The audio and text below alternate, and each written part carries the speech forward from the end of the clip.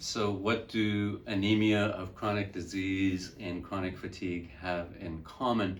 And the answer is really nothing, but they do represent the same principle. The principle is that everything in nature works on the principle of balance.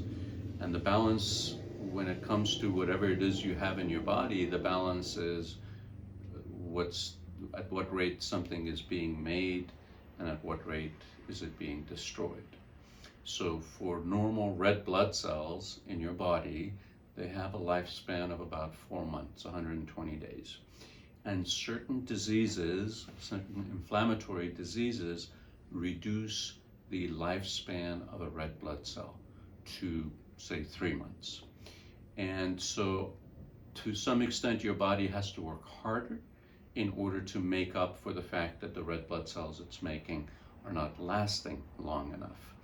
And when that happens, then to a certain point, your body can compensate. But once the lifespan of those red blood cells go to 2.5 months or 2 months, then your body can no longer keep up and maintain the right number of red blood cells in circulation. So what happens at that point is that you begin to have anemia. You are no longer having enough red blood cells in circulation to carry enough oxygen to the tissues, and that in itself can result in problems, one of which will be fatigue.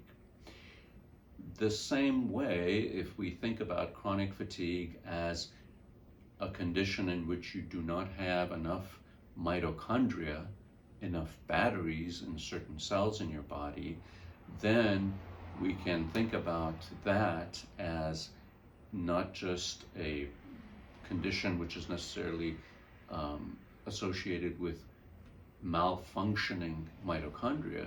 We could have perfectly functioning normal mitochondria, but as long as they don't live long enough, the net effect is going to be that instead of having 100 mitochondria per cell, you now have 75, 60, 50 mitochondria per cell, and they are just not sufficient to be able to produce enough energy for the cells and for the body to continue to function normally and generate the energy it needs for a healthy, normal life.